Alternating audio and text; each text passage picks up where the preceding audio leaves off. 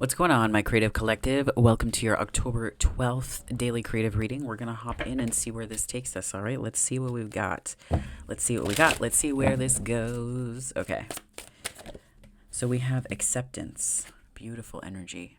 I almost see this as like, it's like a quiet prayer that you've said to yourself. Like there's something along those lines, like these quiet prayers you've said to yourself. Could be for change. You know what's coming to mind? Ugh, I'm such a. I recognize that there's a lot of stuff around Harry Potter, and as a trans person, I get that profoundly. What's coming to mind, though, is the scene in the movie where Harry is, not to ruin it for people who haven't seen it, but there's a scene where he thinks it's his dad, right? He's off to the side and he thinks it's his dad that is the Patronus that's been conjured. And what he doesn't realize is because of a time thing, like there's a timeline shift that sees him producing it from somewhere outside the frame. So this version of him is looking at it from a limited perspective. And it's almost like there's something bigger at play here in what you're seeing this week. Where it's like, it's not just about saving yourself, but it's that you're seeing that you're more powerful than you know. But what you're seeing right now is from this perspective. So this week there could be shifts or planetary alignments or transits, but also just the way your intuition's speaking to you. There could be blockages I'm seeing that are cleared that help to reintegrate this aspect of yourself where you're seeing something about your power and your capacity. And not just to fight off dementors, but the idea that this is inside you all the time, right? This power is within you all the time. Could be a call to read that book by Louise Hay. I think it's like until the end of this month. I saw something along those lines that her books are available for free through the Empower You app. And like I that's not an ad. I just really believe in her message, and I feel like it's been helping me make shifts in my own life, and I feel like everybody needs to read that stuff because we all need to love ourselves a little more. Even if we love ourselves a lot, like there's, it's always good. So it's something like it's free up until the end of the month for her birthday. But yeah, the mother prays. The mother prays. A little bit of divine feminine energy here. But you could have guardians watching over you. This could also just be like almost like a graceful. It's like I'm getting this like almost like this sheet falling softly to the ground or softly covering you, like this layer of protection, this grace, this ancestral grace that's meeting you on the path.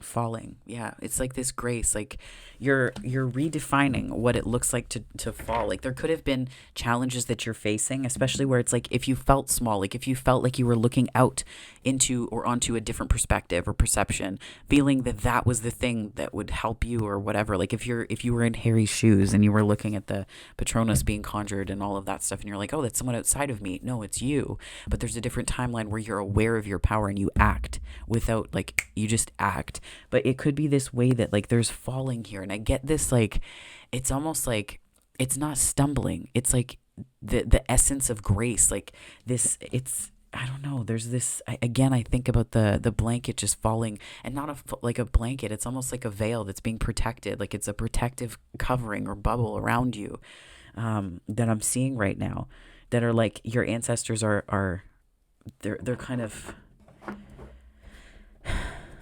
I don't want to say like praying, but because that's the literal interpretation of the card, but it's like it's almost like this unseen maternal instinct that the universe is protecting you with. So the call to adventure is the Six of Pentacles.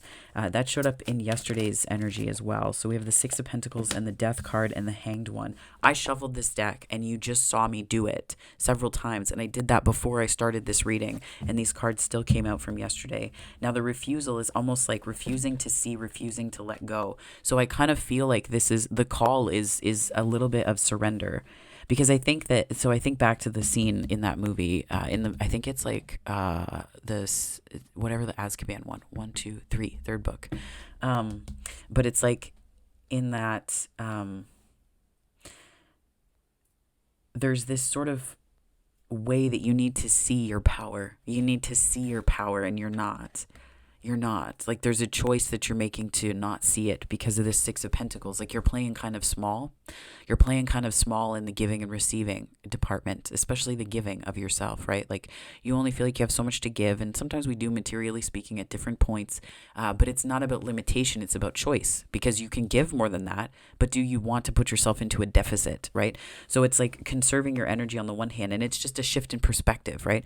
Is it that you can't do that, or that you don't want to because of the way it will, it's that sort of energy. It could be transforming a feeling of indebtedness towards life. That's what's coming across as well, in terms of like Harry thinking that he was being saved by somebody outside of him, and realistically it was him the whole time. And that's kind of maybe a little bit of this, like, and as much as, so this is coming through quite strong. Louise Hay said once that guilt seeks punishment, right? So you seek punishment in your life, and you create situations that will punish you by virtue of the belief that you deserve bad, right? Or you deserve poor things poorly, like you believe poorly of yourself. So you put yourself into situations that reinforce that. And then it's like this feeling of like, oh, I owe you so much. I owe you this, I owe you that. Or feeling like you owe for the basics because you're so used to not getting them, with the Six of Pentacles. So I think about this in relationships, and it's like, yeah, like there's like this waiting energy, like you're waiting for the good stuff, or you're waiting for someone to treat you well. You're waiting for things to start working out. You're waiting in this sort of like limbo, and it's not even a planning card in this sense. The Two of Wands is coming across as like looking out into the horizon because you're waiting.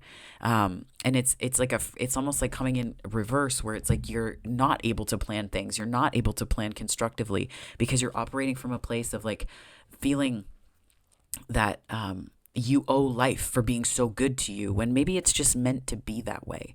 Like maybe it's just meant to be that good. So it's like this sort of realignment. And that's where this timeline shift takes place, where then he sees the Patronus being conjured. Like he realizes that he's the one that's doing it. And I feel like that's where it's like this energy shift and transformation comes from here. What card just flipped? The Sun. That's what could become a tower if it goes unchecked. Your belief in happiness is exactly what's coming through here. Not just your belief in happiness, but your belief in how capable you are of handling that, because that feeling of indebtedness is a question of capability. It's a question of, can I handle this? It's a question of, like it. And what's really interesting is that when I was kind of playing with some of these abundance things, I told the story on here of how a friend had manifested $50,000, like just like that, because it was a time of need for him, and I was so excited for him. I was so happy, and it's not even a thing of like, why don't I have? Because I knew that he needed it. I was like, dude, that's amazing. Like it excites me so much when that kind of abundance hits people's lives. Like it's just thrilling. And I realized my own beliefs about this, because I really had to sit with the indebtedness part. Because my credit card company called and was like, oh, well, your limit can increase. And I was like, what the instead of feeling frustrated, right? Think about this very clearly, situations like that. And I'm using that as an example because I started to laugh when I really thought about it. It kind of came across as like, meh. Like my guides were like Fozzie Bear going, like, do you see what happened here? Your belief in indebtedness, your belief in owing is the more dominant one. So fix it, because all of these things are coming, but we're showing you very gently so that you have the opportunity to work through it and laugh at this, instead of it being a tower, instead of it being something that it just feels like a punch in the gut, right? Instead of it being something that's so extreme. This is the gentle part. But that awareness, right? So thinking someone can manifest in the positive, and then other folks can manifest in the indebtedness. So which vibration have you been in? And I love seeing that, because I know that it means that it's shifting, right? So I'm telling that story from that place. But think about that, right? The transformation of that. And the Scorpio energy is the 8th house, which is, sex, death, taxes. I think it's like other people's money as well. So it could be something to do with that. And also, we're coming up to Scorpio season in general. So, but it's just like, what are you hanging on to, right? Like, what do you do? And I'm finding that indebtedness also has so much to do with guilt. Like you have to feel really guilty to be in mountains of debt in a way. At least this is the way I've experienced it before, where it's like when you release yourself from guilt, you start to see opportunities not as an opportunity to give and not get. You start to see the reciprocity that underpins, that buttresses everything. So then you begin to see, well, I give this and I also get this because that's my standard. That's my standard. And things don't happen outside of that standard, and I don't let them. That's just your boundary, right? Like you're not going to give 8-9 hours of your time for nothing anymore, because you realize that that your time is valuable, your knowledge is valuable, you have a skill set that's pretty friggin' unique, right? So it's this kind of energy here where it's sort of the transformation of your relationship, not just to money, but resources and thusly your physical context and where you're in placed. Now, the reason why the sun could become a tower if it goes unchecked, I think, is because it has to do with your happiness. It has to do with what you believe about your happiness, right? And it's like, I almost get that this is like freedom from guilt. Freedom from guilt. And the tower comes when, I think it's like situations, the way that this is coming across is that situations might present themselves in the next little while where you're invited to see your happiness on the positive register, as opposed to a reason to be indebted to somebody, to feel quietly like you're not worth the thing. So you have to put it into a sort of emotional overdraft, as opposed to bounty and plentiful, having like the plus in an account emotionally, right? I don't know if this is making sense. But it's that energy, right? And the Two of Cups came out. This was the challenge yesterday. This is your protagonist. I feel like there's maybe something here about like what came to mind was what you do for love. Now, this is not necessarily like, think about this in terms of relationships, right? If we're translating this energy into relationship, it's like, one of the things that I've learned about healing codependent patterns is that when you enter into relationships from that place, you do come in with an indebted mentality. You do come in feeling like you owe the person just for being nice to you and for being with you because you're so horrible that how could they be? No, right? But that's where it's like the things that are coming across your path now are invitations for you to see the things that you've healed and changed and how you've grown on the one hand, but then they're also almost this invocation for new, right? This invite for new. It's all an opportunity in the end. All of it is opportunities to see how we've healed or to sink more deeply into healing, right? To me, that's what I feel like karma is in a way. And I think that that's where it's like we all have opportunities to sink deeper into loving ourselves that opens up a capacity to love others and to really, make life here great. But I feel like for love, like I feel like there's something about this here where maybe the protagonist energy is relationships or a relationship that's coming in. There's something about your heart center that's making this like not just worthwhile, but there's something where you're going to see the patterns that you've held before about this kind of giving and receiving, right? And I feel like you probably are healing some serious ancestral patterning just based on what I'm seeing here with the Mother Praise and how I felt that energy. And also the connection to that scene in the movie, Prisoner of Azkaban, where he thinks it's his family saving him, but he's the one working through. And it's because he realizes something about his own power through thinking that his family was working through him, right? So it's this energy here coming through as well. And then we have the Six of Swords and the antagonist energy. I'm hearing quitting too early. Don't give up before it's done, right? Like and this is also about don't give up on yourself, right? Because how many times do we give something up or finish it? Like we quit before it's over, right? And we give up emotionally. This is more thought based, but the way, maybe the thoughts that you have that convince you that walking away from something or giving up on something, namely yourself, is a good idea, right? That's your antagonist energy. How have you given up on yourself before you've reached the finish line in a way that aligns your energy to other people doing that to you, that aligns your energy with that being the more familiar thing to happen? So that's all that you can recognize when it comes across your path, and other things make you feel anxious or worried or scared. But this is like the runner, right? So maybe you're healing patterns of running, maybe you're healing that sort of runner chaser dynamic. I'm hearing facing fears. Could very well be. Knight of Pentacles. The challenge may be how slow this is taking, or how long this is taken, or how long you think it's taken. Because sometimes we can confuse the length of time. So I'm trying to say this. Thank you, Spirit. But it's this way that you can say, like, it feels like it takes a long time up to here, and then it just something. Oh, sorry, that was sharp. I don't know if it hit the microphone the same way, but like it just like something happens. So what seems like it's taken a long time, and then something just shifts, and it's like onto like you're off to the races. So I think that this is also about a little bit of patience and not giving up before. Like this is again the message of like not throwing in the towel, proverbially speaking, on yourself if the patterns have taken some time to shift. And we do this in so many different ways where we turn to things. This is self-sabotage, right? This is how we give up on ourselves before we get to the finish line of something, before something comes to fruition, because we say, well, this just wasn't worth it. But what you're actually saying is, I'm not worth it. And it's, yes, we do have to understand when to say when with specific things. But how many times do we give up on a good thing before the good thing ever gets to manifest? Right? And then it's like we give up on ourselves in the process. We give up on ourselves in the process. And anybody that convinces you that you are a thing to give up on is not someone that you need in your life. And they're not thinking with your best and highest good. They're thinking of their best and highest good. But it's not translating into a highest good because it's coming from pain, right? So what are we awakening to here, Spirit? What are we awakening to? The Magician, your innate power to change things. Ace of Swords, ain't that the friggin' truth?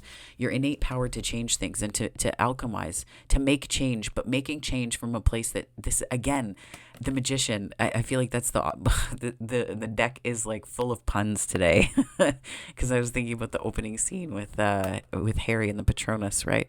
But that's the idea. That's how manifesting works. And I feel like this is connecting you to the truth of your own power, which then allows you to show up in a completely different way, authentically, yes, in part, but also just it allows you to show up in a way that moves beyond surface. It moves beyond the superficial. And that's what I feel like is happening here. The Three of Pentacles and the Nine of Swords are coming across as a kind of superficiality where it's anchored more in fear and anxiety than in your power.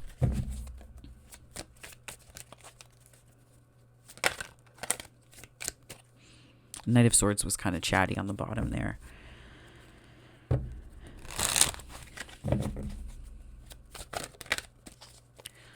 What's the main lesson here today? I feel like the main lesson is quite loud in this, what we're waking up to, this awakening. And the Five of Swords. I feel like this is like, it's kind of freeing yourself from conflict. There's the Sagittarian energy, the balance, right? It's like you're freeing yourself by giving yourself more grace. Like, Santero talks about the Five of Swords. I think it's the Five of Air in Colette Baron Reid's deck, but she talks about it in terms of grace. And I think that this is it's such a stunning interpretation of the Five of Swords, where it's like this state of grace. You're returning to a state of grace, and that's the main lesson, is how to lend that to yourself from a place that is not just authentic, but that's a more honest interpretation of you through Spirit's eyes. It helps you to see you with much greater clarity, and that in a way that encompasses your power such that you're not afraid of it, but you're you're befriending it because you're understanding it as a way of facilitating your good in the world and your way of showing up to save yourself in different situations. But saving yourself sounds kind of like you're in this like dire straits, and that's not a great place to be either. But this is like the energy of lending yourself grace so that you can let stuff go, lending yourself grace so that you can show up completely differently. Because you are completely different through this process. When you take those steps and make those changes, who you are fundamentally changes.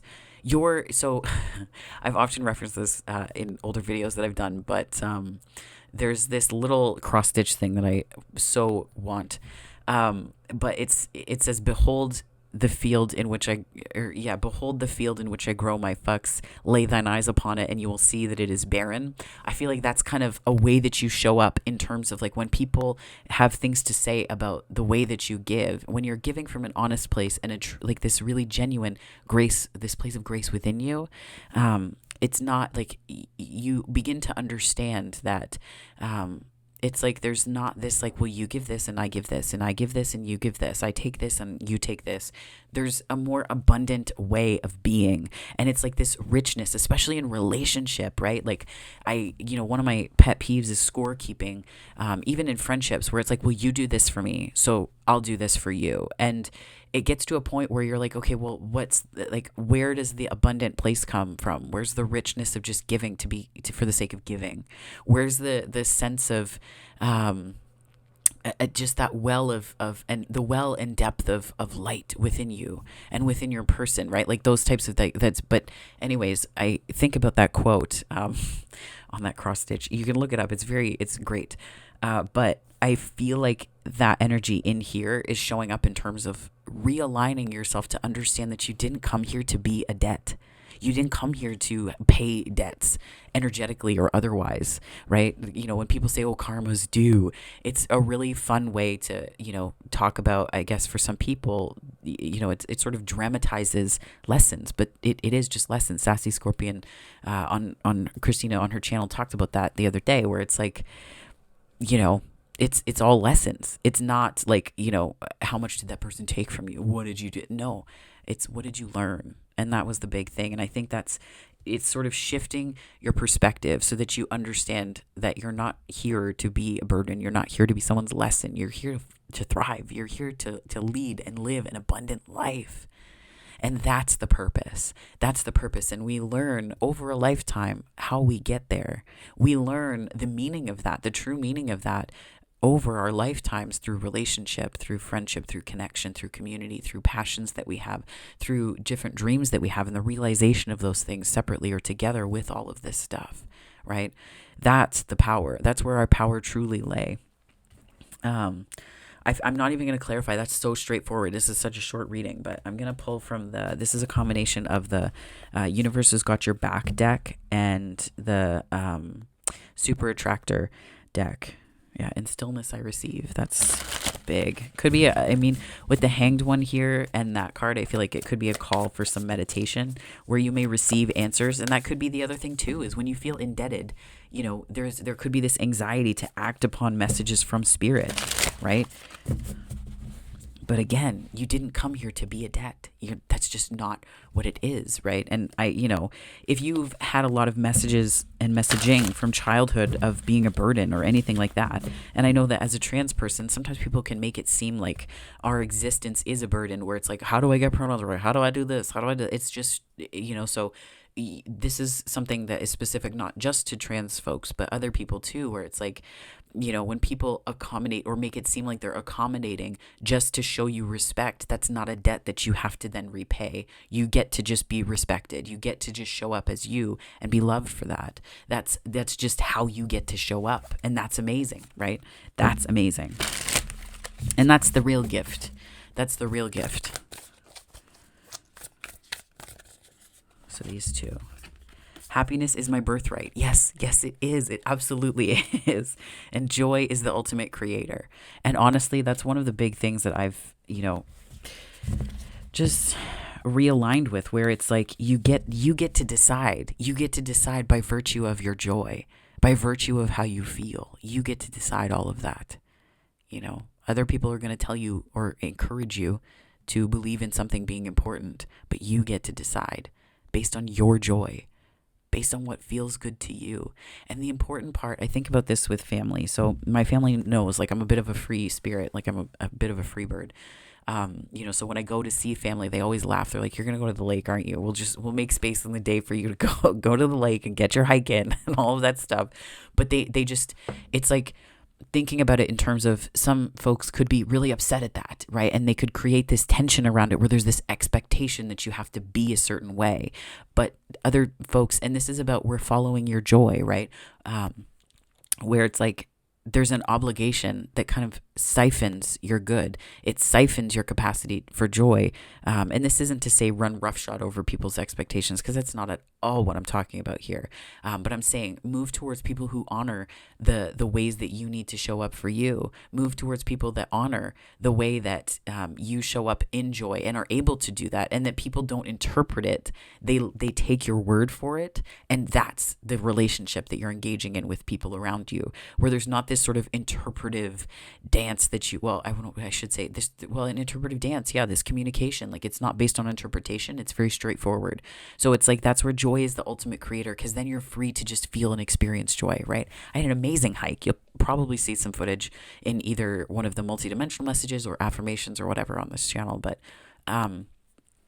it's really about you prioritizing joy. And what does that look like to you? The waves this weekend were huge at the lake. They were massive, and I just loved watching them crash into the shore, and I was thinking about them as messengers, and it was just this beautiful meditation that I had the opportunity to do.